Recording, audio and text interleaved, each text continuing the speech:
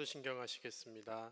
전능하사 천지를 만드신 하나님 아버지를 내가 믿사오며 그 외아들 우리 주 예수 그리스도를 믿사오니 이는 성령으로 잉태하사 동정녀 마리아에게 나시고 본디오 빌라도에게 고난을 받으사 십자가에 못 박혀 죽으시고 장사한 지 사흘 만에 죽은 자 가운데서 다시 살아나시며 하늘에 오르사 전능하신 하나님 우편에 앉아 계시다가 저리로서 산자와 죽은 자를 심판하러 오시리라. 성령을 믿사오며 거룩한 공회와 성도가 서로 교통하는 것과 죄를 사하여 주시는 것과 몸이 다시 사는 것과 영원히 사는 것을 믿사옵나이다. 아멘. 찬송가 380장 찬송하겠습니다.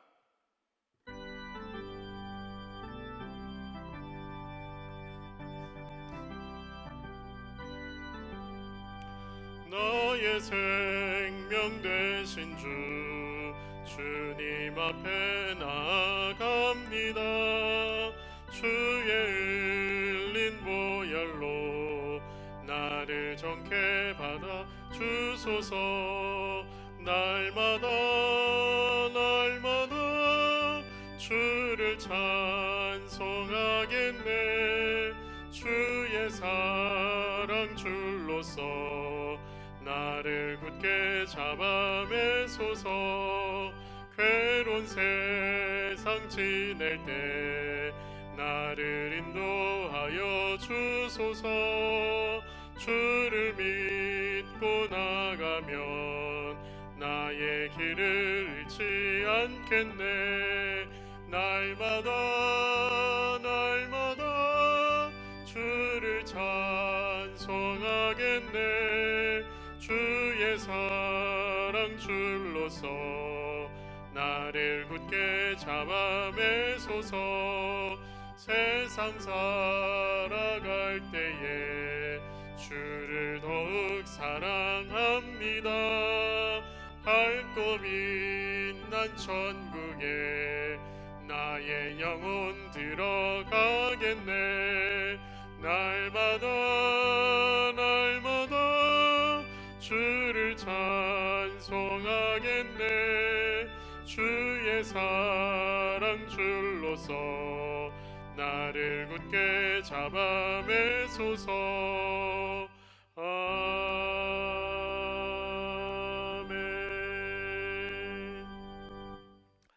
하나님 말씀은 구약성경 요나 4장 10절부터 11절까지 말씀입니다.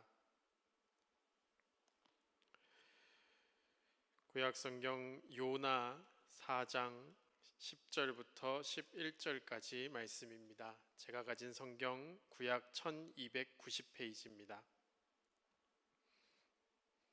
제가 봉독하겠습니다. 여호와께서 이르시되 내가 수고도 아니하였고 재배도 아니하였고 하룻밤에 났다가 하룻밤에 말라버린 이 박농쿨을 아꼈거든.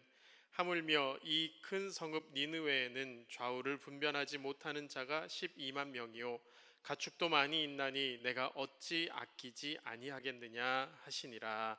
아멘. 기도하겠습니다. 자비로우신 하나님, 하나님의 은혜가 아니라면, 하나님의 도우심이 없다면 하루도 평안히 살 수 없는 것을 고백합니다. 하루하루 아무 일 없이 지나가는 평범한 일상이 얼마나 소중한 것인지도 깨닫게 됩니다. 주님, 오늘 이 예배도 기뻐 받아주시고 우리와 함께하여 주옵소서. 주의 얼굴을 구하는 시간 되게 하옵소서. 주의 음성을 구하는 시간 되게 하옵소서. 예수님의 이름으로 기도하옵나이다. 아멘. 오늘도 온라인으로 이렇게 예배드리기 위해 모인 성도 여러분들을 주님의 이름으로 축복합니다. 며칠 전 태풍으로 인해 큰 피해는 없으셨는지요? 교회도 몇 군데 피해가 발생해서 그래서 아직 복구를 하고 있지만 며칠 후 또 다른 태풍이 올라온다고 하니 걱정되는 마음이 드는 것도 사실입니다.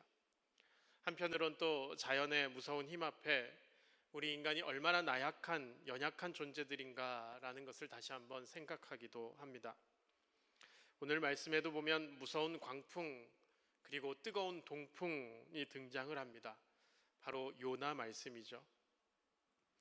요나 하면 떠오르는 것은 고래입니다. 교회학교에서 어릴 때 많이 들었던 말씀이죠. 고래. 말씀에 나와 있는 표현대로 하자면 큰 물고기. 순종하지 않는 선지자가 바다에 빠지게 되고 큰 물고기가 그를 삼키자 선지자는 물고기 뱃속에서 하나님께 기도하고 그 기도로 다시 살아나게 됩니다. 그리고 하나님 말씀을 전하게 되는 선지자 요나의 이야기. 그 이후의 스토리도 우리는 잘 알고 있습니다. 물고기에서 무사히 살아난 요나는 하나님의 원래 명령대로, 원래 말씀대로 니느웨로 갑니다. 가서 하나님의 말씀을 선포합니다. 그랬더니 놀라운 일이 벌어진 것이죠. 니느웨 사람들이 요나의 말을 듣고 하나님의 말씀을 믿고 금식을 하고 굵은 베옷을 입고 하나님께 회개합니다. 그리고 하나님은 니느웨 사람들이 행한 것을 보시고 그들이 악한 길에서 떠나는 것을 보시고 악한 길에서 돌이켜 떠난 것을 보시고 하나님의 뜻을 돌이키시사 그들에게 내리려고 말씀하셨던 임하려고 그들에게 주시려고 했던 그 심판을 내리지 않습니다. 그런데 요나의 말씀은 이렇게 해피엔딩으로 끝나지 않습니다. 요나라는 선지자가 잠시 방황했지만 하나님께 순종해서 한 도시를 구했다, 한 나라를 구했다. 그것으로 그렇게 끝나는 것이 아니라 다시 요나의 개인적인 이야기로 돌아옵니다. 그리고 하나님과 요나는 마치 떼쓰는 아이와 달래는 아버지 같은 그런 대화를 주고받습니다. 요나는 왜 그렇게 하나님께 때를 썼을까요? 철없는 어린아이들의 떼쓰는 정도가 아니라 차라리 날 죽여달라고 그렇게 바락바락 대들고 있는 그런 요나는 왜 그런 행동을 하나님 앞에 그런 태도를 보였던 것일까요? 요나서의 마지막 4장은 이렇게 시작을 합니다. 요나가 매우 싫어하고 성내며. 요나는 무엇을 싫어하고 무엇을 성냈을까요? 3장 10절 말씀해 보니까 하나님이 니느웨에 재앙을 내리지 않았다라는 것을 성내는 것 같습니다.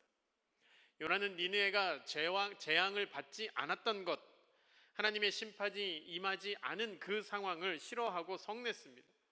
요나는 그럼 왜 성을 냈을까요? 니느웨가 구원받은 것을 왜 싫어했을까요? 요나가 심판을 선포한 니느웨는 그 시대의 강한 나라였던 아수르의 도시였습니다. 아수르는 그 이웃 나라에 도움을 주는 좋은 영향력을 끼치는 그런 강대국이 아니라 포악한 강대국이었습니다.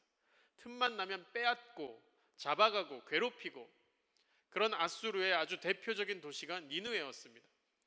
요나가 활동한 이후에 이 니느웨가 아수르의 수도가 되긴 하지만 어쨌든 이미 이때 수도에 버금갈 만큼 그런 큰 도시였습니다.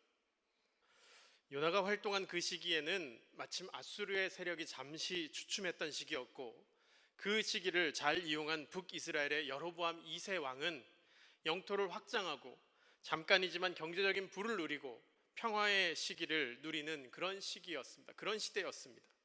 그런 상황에서 요나는 하나님의 말씀을 니느웨에 가서 선포한 것이었고 그 말씀을 선포했을 때 니느웨 사람들이 회개를 했고 하나님은 심판하시려던 그 뜻을 돌이킨 그런 일이 벌어진 겁니다. 그래서 그 상황이 요나는 싫고 화가 났던 겁니다. 이것이 요나가 성을 낸 첫 번째 이유입니다. 요나가 1장에서 하나님의 말씀을 듣고 우리가 아는 것처럼 니느웨로 곧장 가지 않고 다시스라는 곳으로 도망갔던 거 기억하시죠? 그 이유도 아마 여기에 있었을 겁니다. 하나님의 말씀을 전하기에는 요나의 마음이 거북했습니다. 쟤네들은 차라리 확 망했으면 좋겠다. 쟤네들은 차라리 멸망당했으면 낫겠다. 내가 왜 거기 가서 하나님의 말씀을 전해야 합니까? 어쨌든 니느웨가 결국 하나님의 심판을 받지 않는 결과는 요나가 그 결과를 보고 싫어했고 분해했습니다. 요나가 성내고 분을 낸 성을 싫어한 두 번째 이유를 생각해 볼 수 있는 것은 요나 자신의 어떤 위치입니다. 요나는 선지자였습니다. 선지자는 거짓 선지자가 있고 참 선지자가 있습니다. 그렇죠? 신명기 18장 22절에 보면 어떤 선지자가 거짓 선지자인가라는 말씀이 나와 있는데요. 만일 선지자가 있어 여호와의 이름으로 말한 일에 증언도 없고 성취함도 없으면 이는 여호와께서 말씀하신 것이 아니요 그 선지자가 제 마음대로 한 말이니 너는 그를 두려워하지 말라라는 말씀입니다. 자, 어느 선지자가 이것은 하나님의 말입니다, 하나님의 말씀입니다 라고 선포를 했는데 그 말이 이루어지지 않으면 그는 하나님의 말을 전하는 자가 아니라 자기의 생각을 말하고 있다라는 겁니다. 그러니까 그를 두려워하지 말라, 그는 거짓 선지자다, 이런 말씀이죠. 그런데 신명기의 말씀대로 보자면 이 요나는 결국 거짓 선지자라는 이야기가 되는 겁니다. 요나는 분명 선포했습니다. 니느웨는 40일 이후에 무너지리라. 근데 그것도 요나가 억지로 가서 선포했습니다. 하기 싫은 걸 억지로 전했습니다. 사흘길을 걸어 다녀야 할 니느웨를, 그 큰 성읍을 대충 하루 만에 돌면서 전했습니다. 그런데 니느웨 왕과 백성들이 그 말씀을 듣고 반응했다라는 것이죠. 그리고 그 반응을 본 하나님은 니느웨를 심판하지 않기로 뜻을 돌이키셨습니다. 요나는 졸지에 거짓 선지자가 된 것입니다. 요나의 선포가 하나도 이루어지지 않았습니다. 얼마나 분했을까요? 아니, 얼마나 수치스러웠을까요? 니느웨가 곧 멸망한다. 북이스라엘의 요나 입장에서는 어쩌면 굉장히 자기 스스로 내가 이제 이 일로 인해서 더욱더 뭔가 이름을 날릴 수 있는, 아니면 어떤 영웅적인 그런 예언자, 선지자가 될 수도 있겠다, 그럴 만한 상황입니다. 우리를 괴롭혔던, 우리를 억눌렸던 니느웨, 아수르, 너희들이 드디어 심판을 받는구나. 너희들은 이제 40일 이후에 잿더미로 변할 것이다. 그런데 심판이 하나도 이루어지지 않았습니다. 한마디로 요나는 선지자로서 거짓 선지자인가 라는 것이 증명되는 그런 상황에 놓이게 된 것입니다. 근데 요나는 무명의 선지자가 아니었습니다. 초보 선지자가 아니었습니다. 열왕기하 14장에 보면 북이스라엘 여로보암 2세 때 활동한 선지자 가드메헬 아미떼의 아들 요나에 대해서 말하고 있습니다. 요나서 1장 1절에도 정확히 기록합니다. 아미떼의 아들 요나. 그러니까 열왕기하에도 기록될 만큼 나름 이름 있는 선지자, 그가 그의 조국의 원수격인 아수르 니느웨에 가서 심판을 선포했는데 그 이름 있는 선지자가 선포한 그 심판이 안 이루어졌다. 여러분, 상황이 이해가 가시죠? 요나가 왜 성내고 분해했는지. 4장 1절의 요나 상황은 이러했던 것입니다. 그러면서 4장 2절에 요나는 이렇게 고백을 합니다. 여호와께 기도하여 이르되 여호와여, 내가 고국에 있을 때에 이러하겠다고 말씀하지 아니하였나이까? 그러므로 내가 빨리 다시스로 도망하였사오니 주께서는 은혜로우시며 자비로우시며 노하기를 더디하시며 이내가 크시사 뜻을 돌이켜 재앙을 내리지 아니하시는 하나님이신 줄을 내가 알았음이니이다. 언뜻 보면 요나가 하나님의 성품에 대해서 굉장히 잘 고백하고 있는 것으로 보입니다. 그런데 사실은 요나는 하나님에 대해서 비꼬고 있는 중입니다. 2절 말씀을 좀 풀어보면 이런 내용입니다. 내가 처음 하나님께 말씀을 들었을 때부터 이러실까봐 내가 다시스로 가려고 했던 것 아니었습니까? 그런데 도망가던 저를 붙잡으신 하나님은 얼마나 은혜로우시고 어찌나 자비로우시고 노하기를 더디하시는지, 이내가 크신지 뜻을 막 쉽게 돌이키시고 이랬다가 저랬다가 하시면서 재앙을 내리시지 않는 분임을 제가 알았습니다. 그러니 하나님, 이제 저를 죽여주십시오. 요나는 급기야 자기의 생명을 거두어 달라고 이렇게 기도합니다. 자, 여기까지. 요나는 분명 하나님의 말씀을 전했습니다. 그리고 그 말씀이 이루어지지 않자 싫어하고 성을 냈습니다. 그리고 죽여달라고 했습니다. 우리가 여기서 생각해 볼 점은 과연 하나님이 정말 니느웨를 심판하려고 했는가라는 점입니다. 요나의 선포를 들은 니느웨 사람들은 니느웨 왕과 대신들이 조서를 내리고 그래서 굵은 배를 입고 제위에 앉아서 금식을 선포하고 부르짖기 시작합니다. 그리고 그들이 각기 행한 악한 길과 강포에서 떠나기로 합니다. 하나님은 그들이 행하고 있는 그 모습, 악한 길에서 돌이켜 행한 것을 보시고 뜻을 돌이키셨다, 이렇게 말씀하십니다. 자, 우리가 알기에 하나님은 변함없으시고 시건치 않으시는 분이십니다. 하나님이 시시때때로 막 변하시는 분이라면 사실 우리의 믿음이 대상으로 우리가 믿는 분으로 하나님을 신뢰하기는 어렵습니다. 그런데 하나님은 분명 뜻을 돌이키셨다 이렇게 말씀하고 계십니다. 하나님은 죄 가운데 있는 인류를 심판하십니다. 하지만 동시에 그들의 죄를 회개한다면 구원해 주시는 분이시기도 합니다. 심판의 하나님이지만 동시에 구원의 하나님이십니다. 요나의 메시지에도 그 증거가 있습니다. 니느웨가 40일이 지나면 무너진다고 요나는 선포합니다. 하나님이 정말 이때에 니느웨를 정말로 심판하실 생각이셨다면 왜 40일이라는 시간을 주셨을까요? 우리가 만약에 수도세를 내지 못하고 있다면 수도세 당장 한 달 밀렸다고, 2달 밀렸다고 나라에서 물을 당장 끊느냐? 아니죠. 며칠 기회를 줍니다. 여유를 더 줍니다. 국민들이 수도를 못 쓰게 하는 것이 정부의 목적이 아니지 않습니까? 마찬가지입니다. 하나님도 니느웨를 멸망시키시려는 것이 목적이 아니라 그들이 회개하고 그 악한 길에서 떠나길 바라고 계셨던 것입니다. 그렇게 하나님은 니느웨를 심판하시지 않았던 겁니다. 물론 무작정 심판을 면해 주시는 것이 아니라 원래는 심판의 대상자들이지만 그들이 회개하고 그들의 악한 길에서 떠났다라는 그 전제가 있을 때에 심판이 면해졌다라는 것이죠.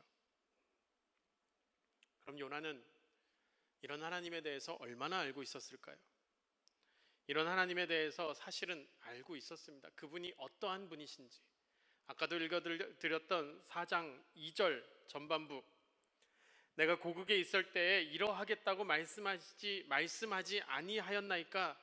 그러므로 내가 빨리 다시스로 도망하였사오니. 요나가 생각하기에 자기가 니느웨에 가서 말씀을 전하면 하나님이 니느웨를 멸망시키시려는 대신에 그들을 불쌍히 여길 수도 있겠구나 하는 마음이 들었다는 얘기입니다. 1장에서 처음 요나가 하나님의 말씀을 들었을 때부터 요나는 어느 정도 짐작하고 있었다는 얘기죠. 그래서 요나가 그렇게 고백하는 겁니다. 하나님은 과연 인자가 풍부하시고 자비로우신 분이시군요. 그래서 저는 하나님과 함께하지 못하겠습니다. 저를 죽여주십시오. 이 요나의 고백은 출애굽기 34장 6절에 나오는 말씀과 같습니다. 하나님께서 시내산에서 모세에게 두 번째 십계명을 주실 때 여호와 하나님께서 스스로 이렇게 선포하십니다. 출애굽기 34장 6절, 여호와라 자비롭고 은혜롭고 노하기를 더디하고 인자와 진실이 많은 하나님이라. 하나님께서 스스로 자기를 그렇게 고백하신 내용입니다. 그런데 아이러니하게도 하나님의 말씀을 맡은 자, 하나님의 말씀을 전하는 자 요나는 이런 하나님의 성품 때문에 오히려 불순종하겠다라는 겁니다. 너그럽고 인자가 많으시고 노하기를 더디하시는 하나님이시니까, 그래서 니느웨도 용서해 주시고 구원해 주시는 분이십니까? 그러니까 나는 당신과 함께할 수 없습니다. 하나님의 성품을 보고 요나는 그 때문에 불순종하기로 합니다. 그 때문에 하나님께 분노합니다. 반대로 하나님은 그 때문에 불순종하고 있는 요나를 바닷속에서 건져내십니다. 악한 니느웨 백성도 하나님의 그 성품 때문에 회개하고 돌이키자 재앙을 내리시지 않았습니다. 여러분, 요나를 보면서 무슨 생각이 드십니까? 어쩜 저렇게 어리석을까? 어쩜 저렇게 이기적일까? 하나님이 말씀하시는 대로 행하면 되는 것을 왜 그리 고집을 부리고 때를 쓰고 난리일까? 이렇게 생각하십니까? 요나 말씀은 딱 4장까지밖에 없는 짧은 말씀이지만 요나의 모습이 얼마나 다양하게 나오는지 모릅니다. 1장에서는 불순종하는 요나의 모습을 볼 수 있고 2장에서는 물고기 속에서 기도하는 요나의 모습을 볼 수 있습니다. 그 기도는 자기를 살려달라라는 기도였습니다. 아직 살려주시지도 않는 하나님께 감사의 기도를 드리기도 합니다. 그리고 3장은 하나님의 말씀대로 니느웨에서 선포하는, 말씀을 전하는 요나의 모습이 나오고, 오늘 본 4장에서는 요나의 불평불만, 급기야 하나님께 죽여달라는 그런 모습도 등장을 합니다. 여러분, 이 요나의 모습에서 저와 여러분들 우리의 모습을 살펴보시길 바랍니다. 우리는 하나님이 어떠한 분이신지 알고 있습니다. 글자로만, 머리로만 알 수도 있고 혹은 경험으로 아시는 분도 있습니다. 그런데 우리의 삶이 하나님을 아는 것과 그 알고 있는 하나님에 대해서 그 하나님과는 상관없는 별개로 살아가고 있는 것은 아닌지 생각해 봐야 합니다. 하나님은 분명 니느웨를 구원하실 것입니다. 하지만 요나는 그 니느웨로 가기를 싫어했습니다. 왜요? 니느웨가 구원받는 게 싫었다는 거겠죠. 우리 안에도 이런 요나의 모습이 분명히 있습니다. 우리가 이웃을 바라보면 어떻습니까? 믿지 않는데도 잘 나가고 잘 살고 괜히 그런 이웃들, 그런 친척들 보면 배가 아프고, 혹시 나에게 괴로움을 주고 나를 괴롭혔던, 어려움을 줬던 그 사람이 들리는 소문에 사업이 실패했다거나 어디가 아프다더라 그러면 역시 하나님이 살아계시는구나, 악인은 역시 심판을 받는구나, 그런 생각이 드십니까? 우리 안에 있는 요나를 발견해 보시기 바랍니다. 하나님은 하찮은 것까지도 귀하게 여기시고 아끼시는 분이라고 본문은 결론지어 말하고 있습니다. 우리는 서로를 정죄할 수 없습니다. 내가 누구를 심판할 수 없습니다. 저들은 하나님의 심판을 받을 사람들이야. 저들은 절대로 구원을 받지 못해. 저들은 마땅히 저주를 받아야 해. 우리의 판단, 우리의 생각, 우리의 계획이 아니라 하나님의 판단, 하나님의 생각, 하나님의 계획, 하나님의 마음이 더 중요합니다. 9절에서 11절 한번 읽어보겠습니다. 하나님이 요나에게 이르시되 내가 이 박넝쿨로 말미암아 성내는 것이 어찌 옳으냐 하시니 그가 대답하되 내가 성내어 죽기까지 할지라도 옳으니이다 하니라. 여호와께서 이르시되 내가 수고도 아니하였고 재배도 아니하였고 하룻밤에 났다가 하룻밤에 말라버린 이 박넝쿨을 아꼈거든. 하물며 이 큰 성읍 니느웨에는 좌우를 분별하지 못하는 자가 12만 명이요 가축도 많이 있나니 내가 어찌 아끼지 아니하겠느냐 하시니라. 여러분, 하나님의 시선으로 세상을 바라봐야 합니다. 하나님의 마음은 어떠할지, 하나님의 뜻은 어디에 있는지를 구하시기 바랍니다. 또한 기억해야 할 것은 하나님은 우리를 깨닫게 하시려고 많은 것을 예비해 주신다라는 겁니다. 1장에 요나가 바다에 빠졌을 때 하나님은 큰 물고기를 예비해 두셨다라고 했습니다. 그리고 언제 그랬냐는 듯이 하나님을 조롱하고 자기의 죽음을 구하고 있는 요나에게 박넝쿨을 예비해 주십니다. 그리고 요나는 자기가 가꾼 것도 아닌 그 박넝쿨을 인해서 기뻐합니다. 우리는 살면서 수많은 것들을 누리며 살아갑니다.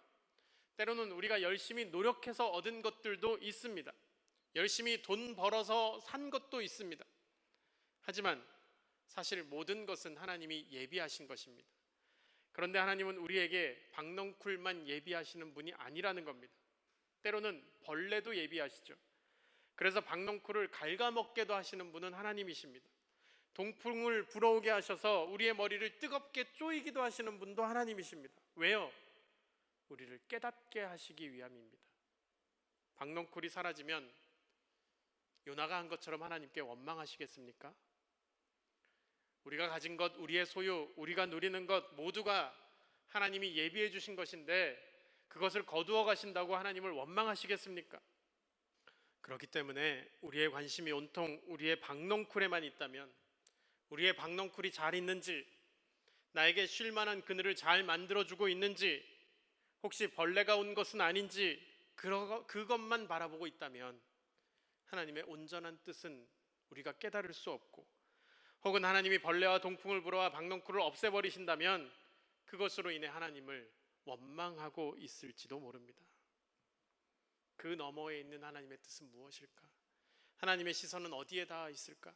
우리의 박넝쿨이 아니라 하나님에 대해서 더욱 알아가기를 힘쓰는 저와 여러분들 되기를 바랍니다. 우리에게도 주님이 주신 박넝쿨만 바라보지 말고 그 박넝쿨을 예비해 두신 하나님의 기쁜 뜻이 무엇인지를 깨닫게 되는 그런 여러분들 되시기를 바랍니다. 하나님의 마음, 하나님의 뜻, 하나님의 시선, 하나님의 계획, 그것이 우리의 뜻과 우리의 계획과 우리의 생각보다, 우리의 욕심보다 더 우선해야 되는 줄 믿으시길 바랍니다. 기도하겠습니다. 우리에게 모든 것을 공급해 주시는 하나님, 하지만 그럼에도 우리는 하나님의 낯을 피하려 하고 니느웨가 아니라 다시스로 가려고 배 밑바닥에 숨어 들어갔음을 고백합니다.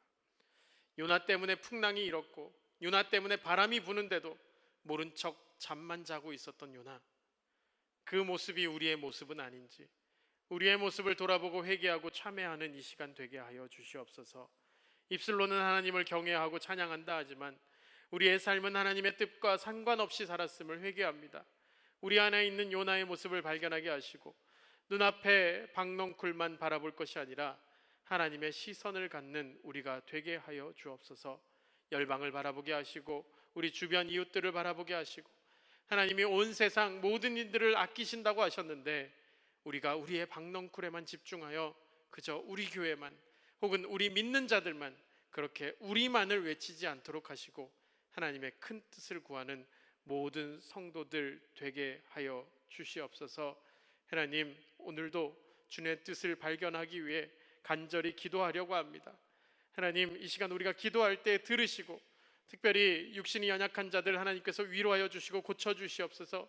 지금의 이 코로나 사태를 하나님께서 해결하여 주시고 하루빨리 이 일들이 해결될 수 있도록 사라질 수 있도록 주여 역사하여 주시옵소서. 경제적인 어려움에 처한 자들 해결해 주시고 노약자와 어린아이들 이 시기에 건강을 지켜주시고 이 정관 지역을 하나님께서 보호하여 주시옵소서. 믿음이 연약한 자들 믿음이 잃지 않기를 기도하오니 하나님 굳건하게 붙잡아 주시옵소서. 이 시간 각 가정에서 기도할 때에 하나님의 말씀을 붙잡고 기도할 때에 주님께서 들으시고 응답하여 주실 줄 믿습니다. 예수님의 이름으로 간절히 기도하옵나이다. 아멘. 우리 시간 물이 바다 덮음같이 함께 찬양하고 기도하도록 하겠습니다. 찬양한 후에 화면을 통해서 보여드리는 기도 제목을 보면서 간절히 기도하시기 바랍니다.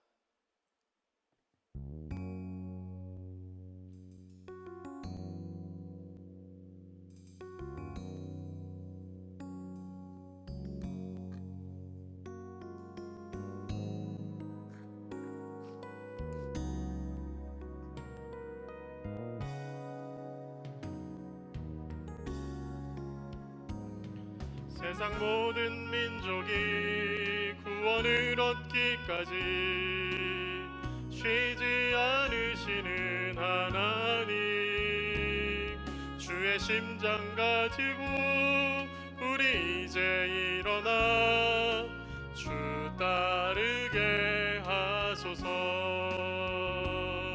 세상 모든 육체가 주의 영광 보도록 우릴 부르시는 하나님, 주의 손과 발 되어 세상을 치유하며 주 섬기게 하소서. 우리 바다 덮음같이